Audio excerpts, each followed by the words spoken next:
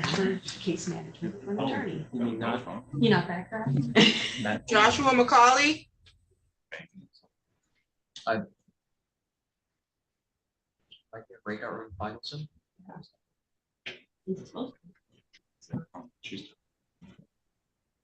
Joshua McCauley, can you hear me? Oh, God. There he is. He just went in there, Mr. Feigelson. That's entrapment. That's what that is.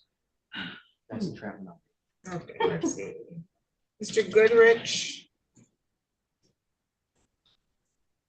is present. Okay, on the record in the matter of the people of the state of Michigan versus Justin Holland, file number 24-02199. Council appearance. Good morning, Your Honor. Case Markarian is hearing the people making a motion to practice under Michigan Court Rule number 8.120. Motion granted. And Attorney Luke Goodrich from the Public Defender's Office here to represent Mr. Holland, who's appearing over Polycom from the Ingham County Jail today.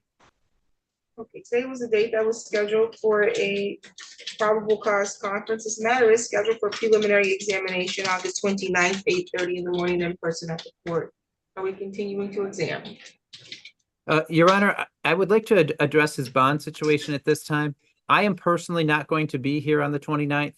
If the court is willing to reinstate his bond following argument, I would be asking that the court adjourn the matter out until a date I could be there. Otherwise, I would rather, if he were to remain in jail, I would prefer to get somebody from my office to cover the hearing because I don't want him to, wait extra weeks for me because I'm out. Why did he miss court? Well, Your Honor, the first week for the probable cause conference, he showed up at the building with a cane that was not allowed through security. I don't know if they deemed it some type of weapon. They told him he had to leave the property. He ended up leaving the property. And by the time he got that issue taken care of, he missed the court hearing and didn't appear. He did show up last week as well, which was the original preliminary exam date. On the way to court, he actually got in an accident on his bike where he ended up breaking his clavicle. He still showed up to court. However, he was taken into custody because of the bench warrant and remanded at that time. As court can see, his arm is currently in a sling from the broken clavicle. So we would ask the court to reinstate his bond at this time. I know he had some phone issues, so I didn't get connected to him, that morning of their first PCC. So I would ask the court to reinstate his bond at this time. And if the court is willing to, we would like I said, like to adjourn the preliminary exam if possible. Mr. Holland, what's your phone number? My old phone number is 517-303-9228. I bought a new phone the day before court, so I could it has a new number that I don't have memorized. I have to get my old number ported to my new phone. So my old phone was stolen while I was away.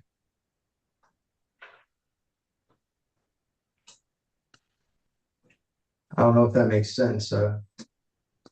Okay. I'm gonna reinstate his bond. You need to update the court with your phone numbers, or your phone number within 24 hours of being released. You've already waived the timeline, I guess, for the exam because you missed your original probable cause conference and exam. So we will reset this. October 17th at 9. October 17th at 9 a.m. is the new date for your preliminary exam. You need to appear in person, okay? Exam. Can I get? Will I be given that in writing? I don't know if I can remember that. October 17th, 8:30 a.m. How about this? We can't give it to you in writing because you're in Ingham County and your attorney can't even call you, nor can the court call you. So when you come in within the next 24 hours of your release to give us your updated phone number, we'll give you a copy. Perfect. I apologize. No problem. Just come in, ask for a copy of your notice to appear, okay? Any additional matters for today's record? Nothing further from the people. Thank you. Nothing from the defense, Your Honor. Thank you. You're all set, Mr. Holland. Thank you, ma'am. On the record in the matter of the people of the state of Michigan versus Carl Knox, file number 24-02343. Council appearance. Good morning, Your Honor. Case Mark Aaron appearing on behalf of the people. And good morning, Your Honor. Assistant Public Defender Aaron Schroeder on behalf of Mr. Knox. I'm here in the courtroom. Mr. Knox joins us from Polycom from the AM County Jail.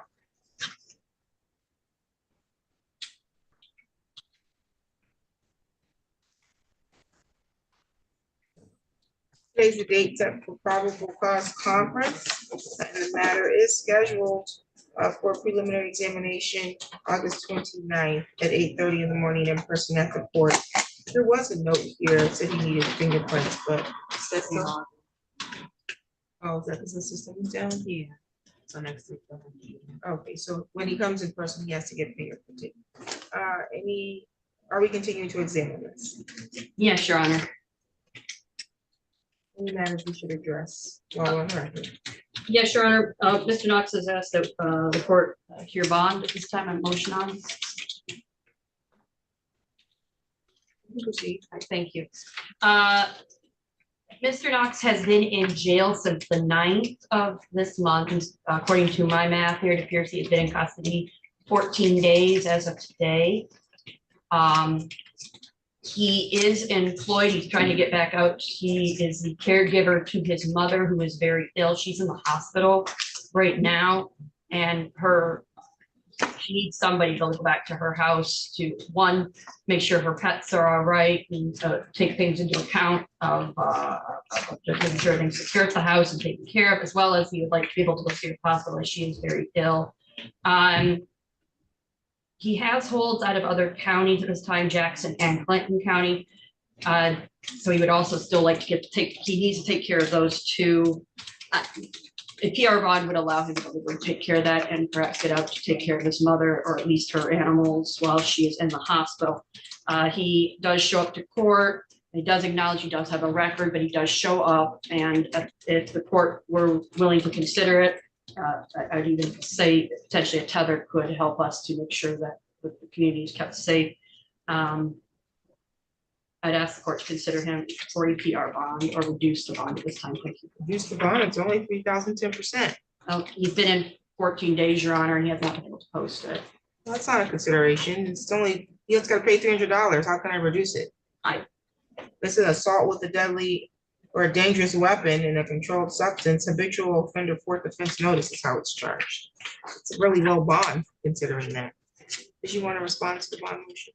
Your Honor, I will ultimately leave the decision on the bond to the court's discretion. If he is released, we would request a GPS tether upon release, and for the court's reference, the allegations for the assault with the deadly weapon are that an airsoft pistol was used. I haven't been able to determine the caliber of it yet and all that, but just for the court's knowledge. No, I have his criminal history. Magistrate Milmore had it when she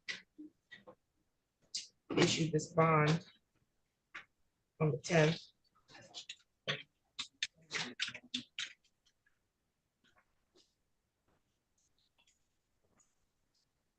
What is this hold for in the other courts? One's for a traffic ticket and the other one's for FOC out of Jackson County.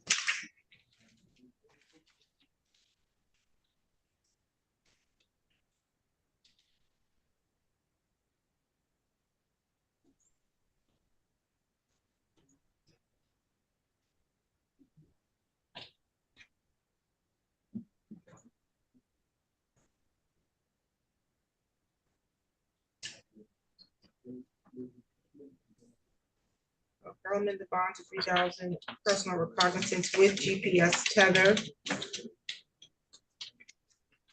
What's your home address? 4147 Chadburn Drive.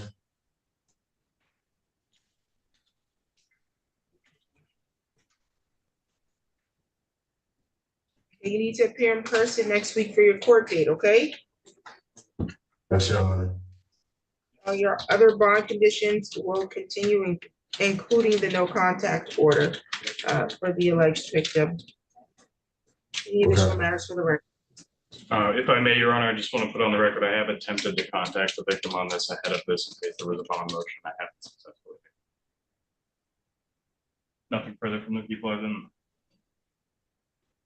just so that Well, we're, he's currently on probation. That's why he didn't get a PR bond. Is that correct? Yes, Your Honor. Nobody mentioned that to me today. I did not know that.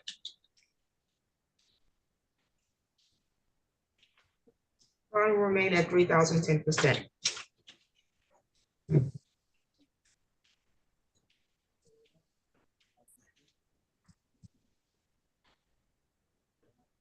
You next week for your exam, okay? Okay. Thank you. Thank you, Your Honor.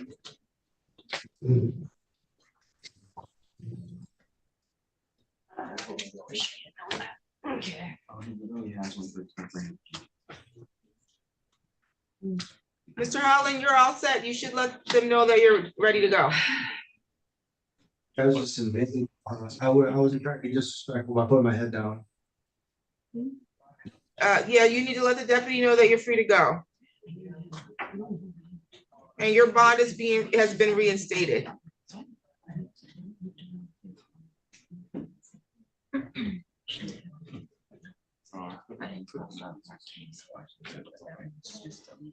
Continue for Washington. Yeah.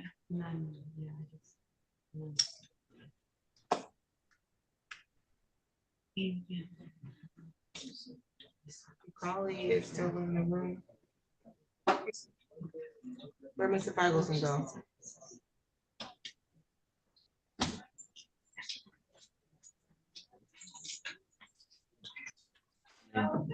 You guys just say, my guys are still with us, they give them a bond. I mean, PRs,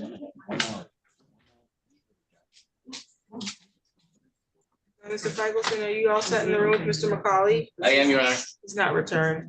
Yeah, I'm not sure. But let's leave it on for an exam, Your Honor. Continue to exam. Yes, Your Honor. What are you all set? I have one with Mr. McCollum, it should be lucky. Yeah. Yeah, probably because these other two were tying up the room. Yes, I'm being pulled in Judge Flores, so I'll be back over. No problem. As soon as I can. Mr. Knox, you can let them know you're all set. All right, thank you. You're welcome. on this side of the attorneys being.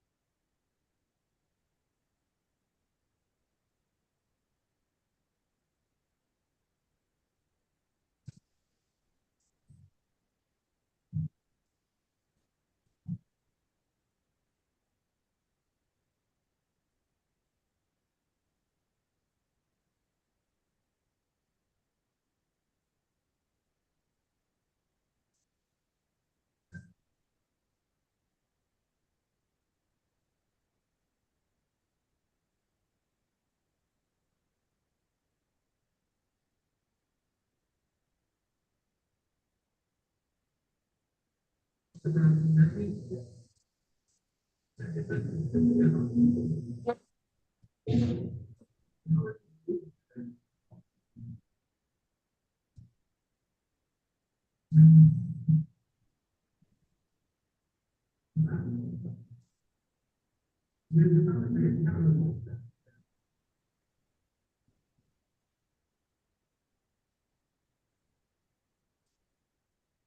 you go. Boys, call transfers.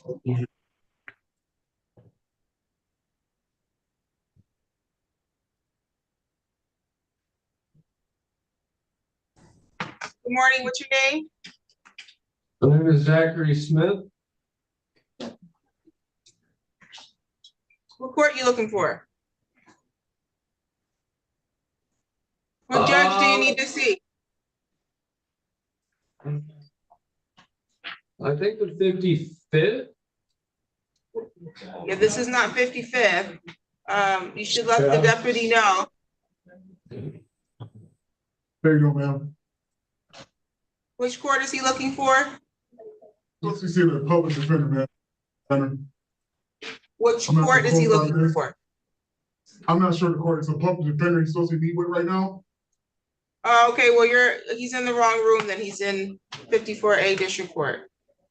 We're waiting for Mr. McCullum. We're supposed to have Quandell McCullum at 8:30. Oh, I think that's supposed to, ma'am. Gianna, let me check real quick, okay? Thank you. No, it's actually +3. Hey, you got my code?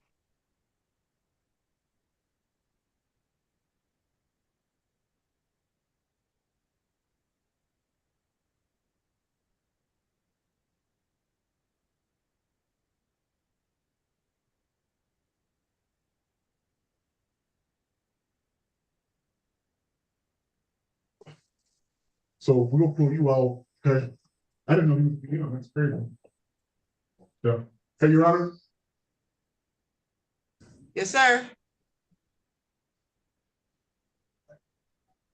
Can you hear me? we bring McComb here in about 3 minutes. Thank you. Yeah.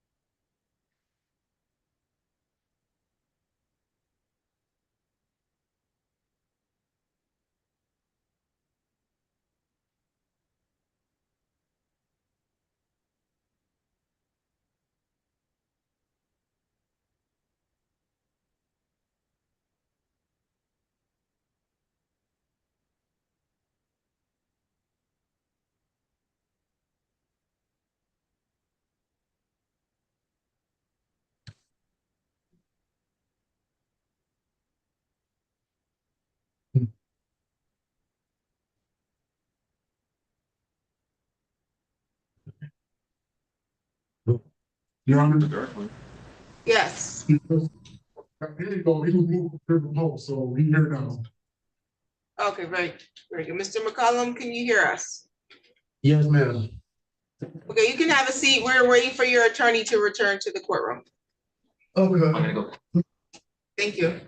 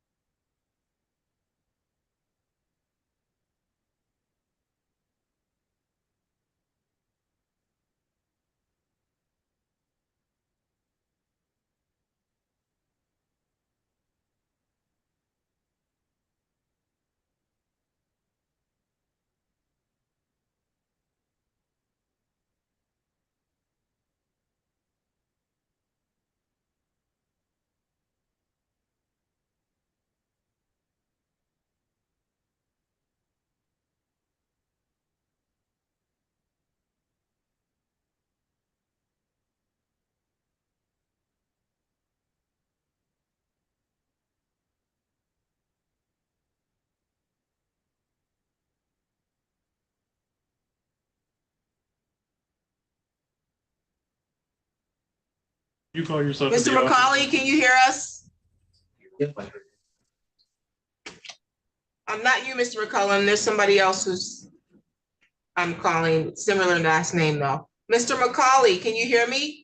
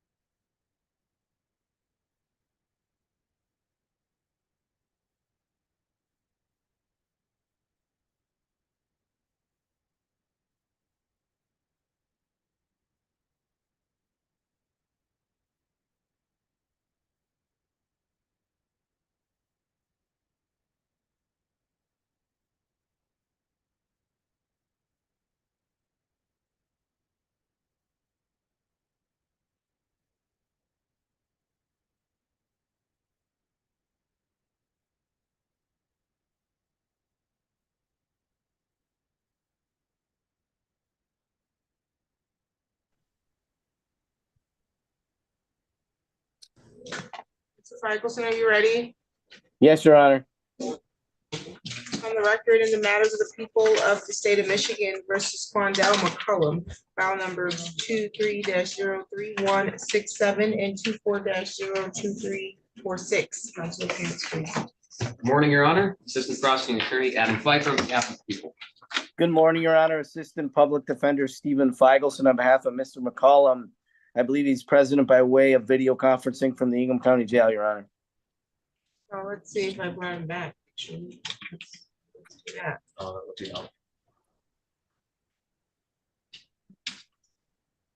He's got to return from the breakout.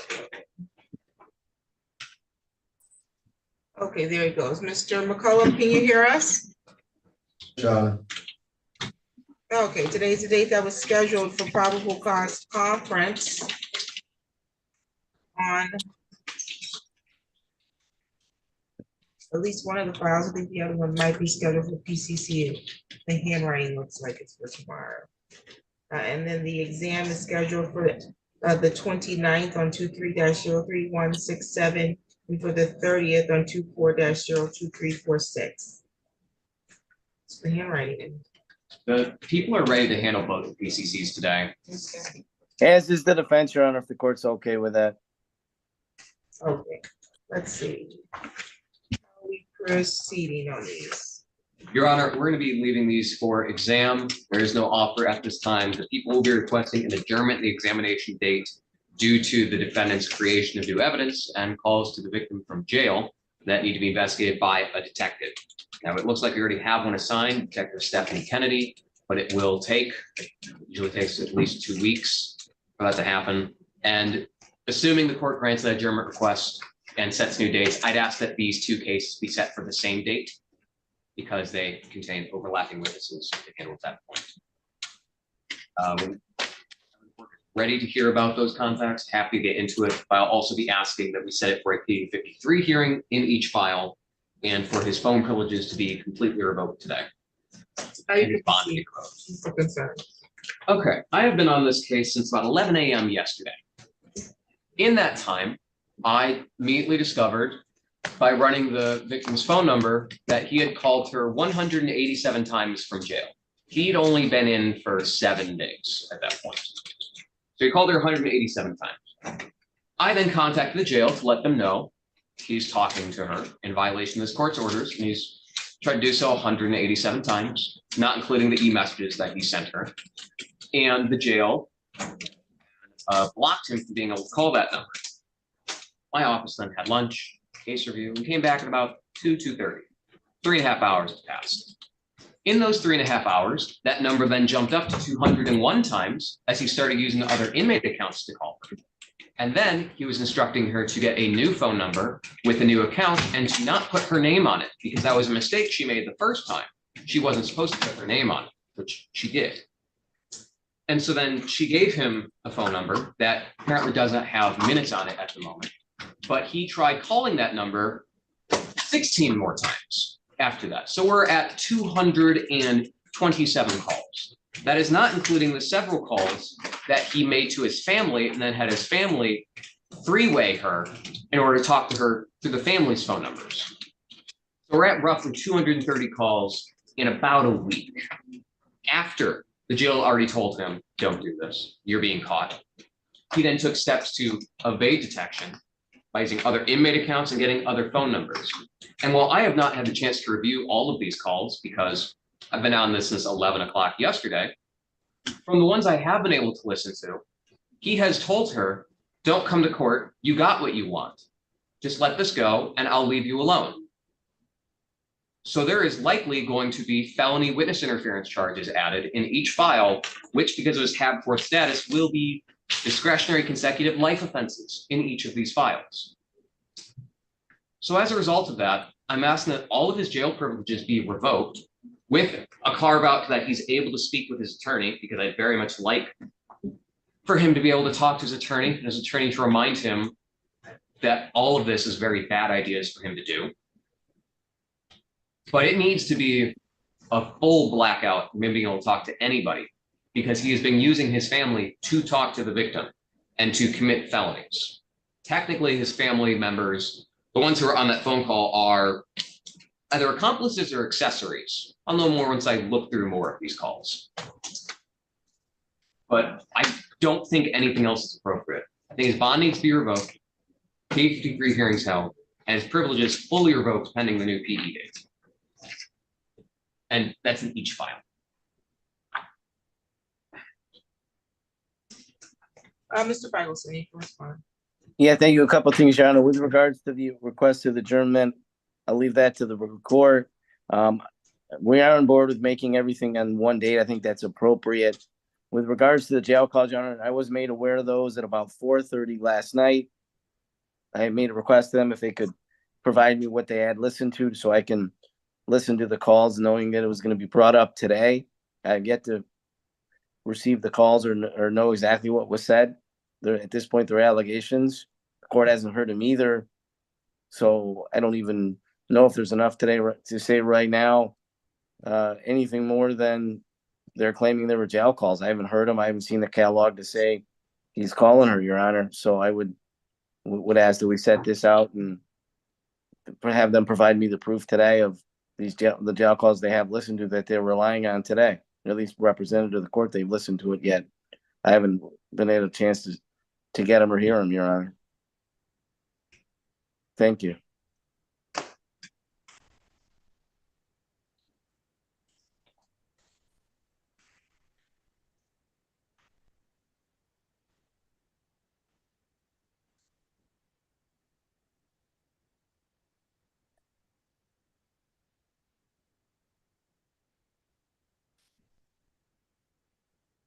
Okay, taking first the request to adjourn, which is due to the voluminous allegations of phone calls, over 230 approximately at this point, and the need to have a investigator assigned on this case. Based on the allegations and the information provided to the court, I'm going to find good cause to adjourn the exam in both of these to a date and time so that we can hold both the hearing for the exam and the bond violations that have just been alleged at the same date and time. So for your information, Mr. McCollum, the allegations that there's been over 230 calls to the alleged victim, those would be bond violations. And those are bond violations on both files that you have before the court, because I see the same thing listed. You have the right to have a contested hearing on those bond violations and to be represented by your attorney. But if you are sustained a violation or violations of your bond conditions, your bonds, which one is 75,000 cash surety, the other being 150,000 cash surety, both can be revoked. You could be remanded in custody with no bond pending the ultimate resolution on each of these files. And then you also have contempt of court that you would have to address. And contempt of court is punishable each by 93 days in jail and or up to $7,500 in fines for each contempt that's sustained. Do you understand that? If you responded, I can't hear you. Okay, so for the purposes of today, I'll enter a not guilty plea as it relates to the allegations that you have violated your bond conditions by having contact directly and or indirectly with the alleged victim. The court's finding good cause, so I'll reset both of these exams to the same date and time. And then additionally, there's been a motion to address your privileges while in the custody of the jail. That request or motion to revoke his privileges is going to be granted because of the extensive nature and the allegation of the gross disregard of the court's order, which is to not have any contact directly or indirectly or through third party with Tamaris James. And so all jail privileges, including phone calls, video, visits, emails, etc., will be revoked, except you do have the right and privilege to continue to have communication with your attorney, okay? Yes, John. Okay, do you have any questions at this time for the court?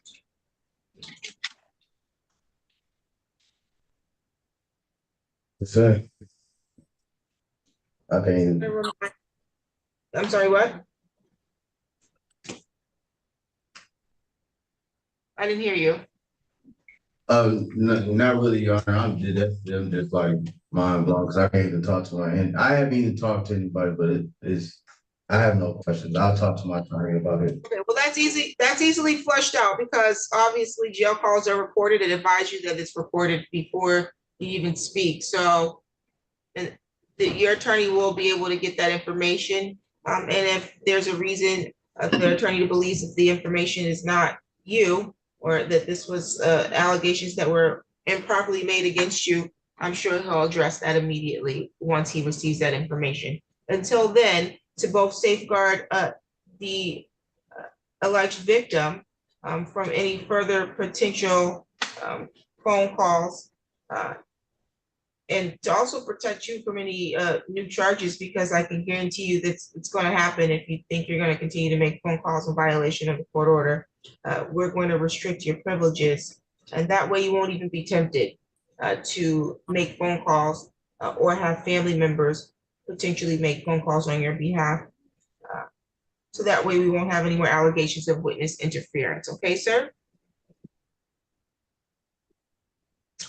Any additional matters for today's record? I'm going to get you your next date. That was my next question, Judge. Thank you. No questions. October 17th. Is October 17th at 9:30 work for you? Judge, is that a Thursday? Yes. I'll make that work. That works for you as well, Mr. Pfeiffer. Yes, Your Honor. I may or may not be in trial, but if I am, someone else will cover it for me. I'm not gonna make my schedule hold this up.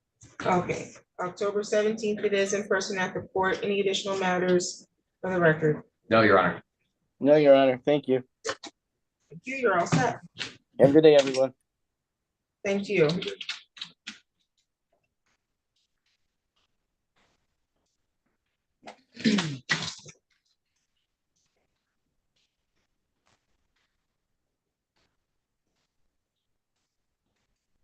Happy rest of your day, Your Honor. Same to you. Destiny Sykes. Good morning, Your Honor. Morning, which matter are you here for? I am here for Tiley LLC versus Gala Rentals, the subpoena to appear for creditor's exam.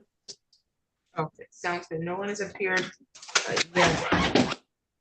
The other party, but we'll see. Thank you, Your Honor.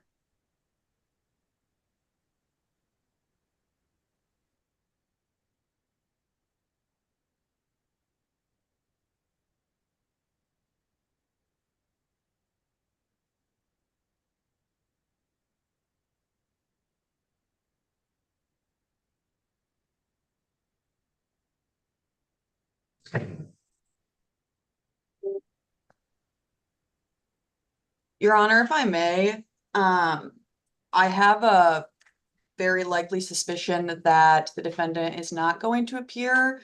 It appears as though someone named Pastor Wendy filed something in this matter about service. I don't know if you have a copy of that.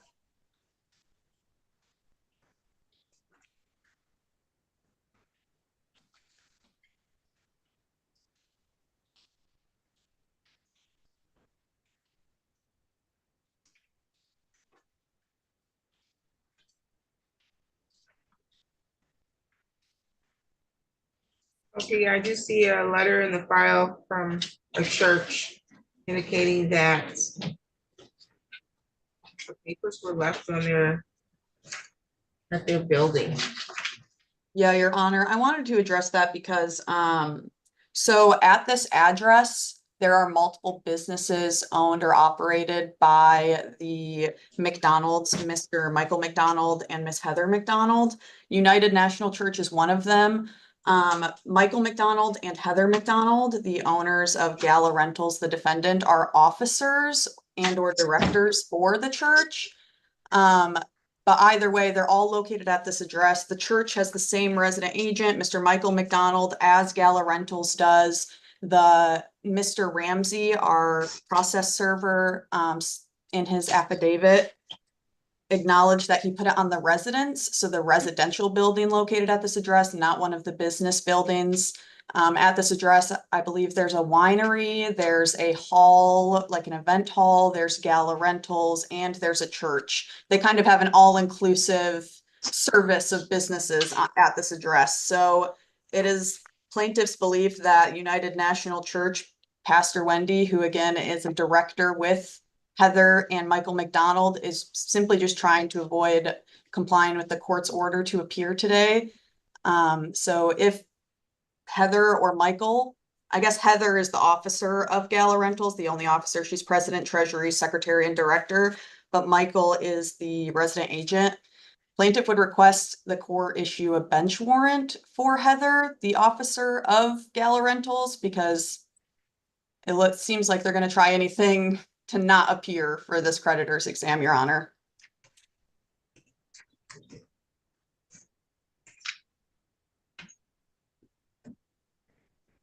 That's unfortunate that Pastor Wendy would send a letter to the court under those circumstances.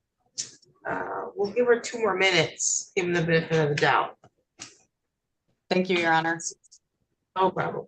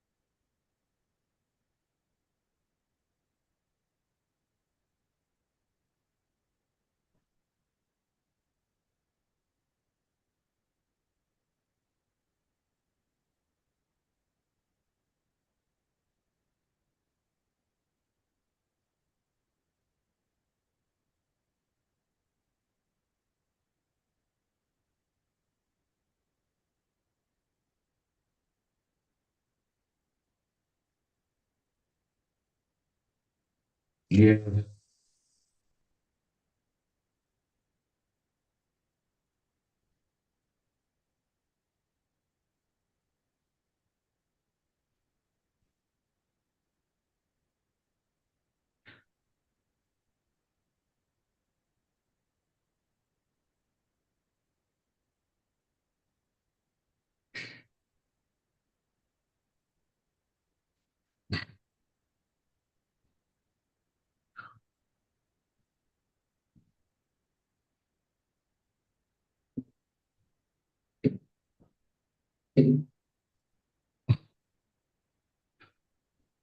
That's why they didn't want to open.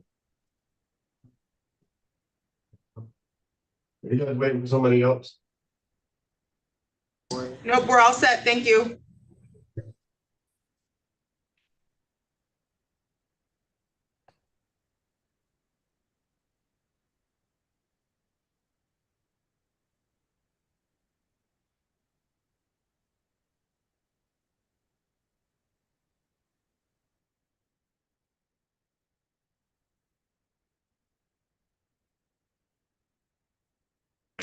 You can submit a bench warrant. For Miss Heather McDonald, Your Honor? That's correct. Great, thank you, Your Honor. No problem. What is the amount due? Let me pull that up. The amount due is $29,453.19. You can do a bond of 10%. Okay, will do, Your Honor. Thank you. Thank you.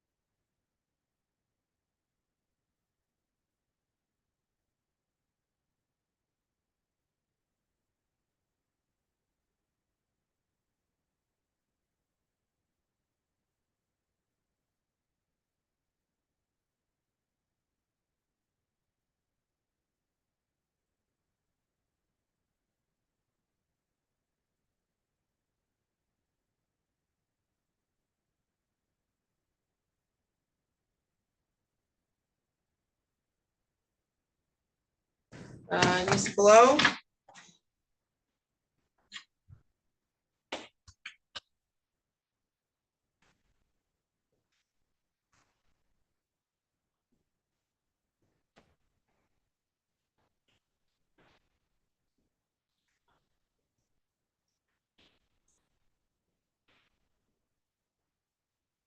Okay, on the record in the matter of LVNV Funding LLC versus Edward Cade. This is file number 24-00760. Have your appearance, counsel. Janice Blau on behalf of the defendant Edward Cade.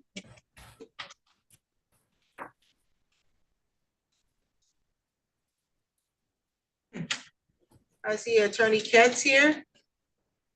Yes, Your Honor. Okay, let's see. I just called the case. Can you put your appearance on the record, please?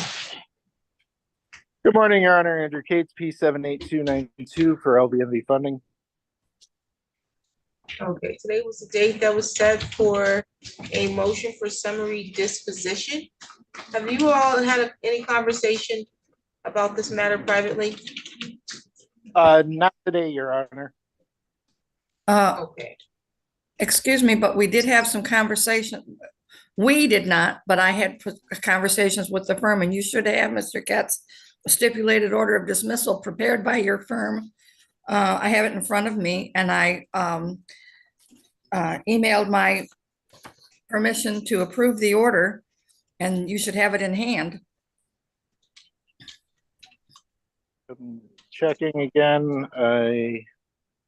I'll put you both in a private meeting room. Thank you.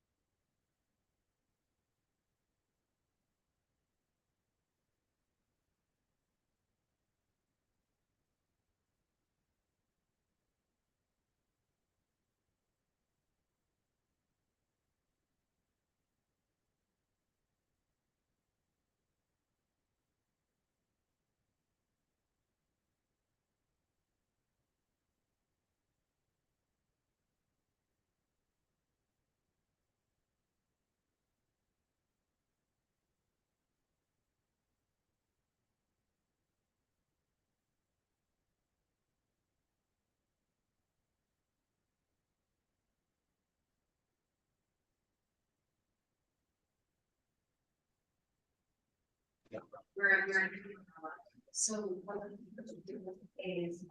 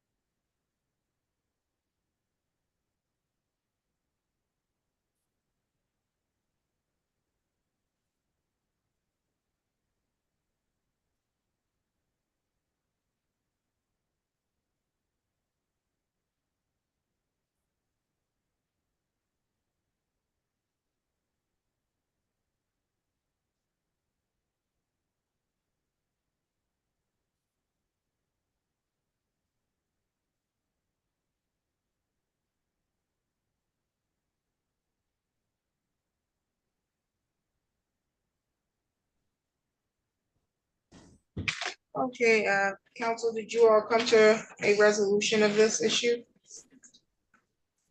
I believe we have it resolved, Your Honor. Mr. Katz should be back shortly. Yes, we do have a resolution, Your Honor. The councils have agreed to a conditional dismissal in this matter. I have obtained permission to sign for the defense counsel on the conditional dismissal, and we'll be submitting that to the court today. Okay, very good. Any additional matters for today's record? No, Your Honor, thank you. I have nothing further, Your Honor. Thank you very much.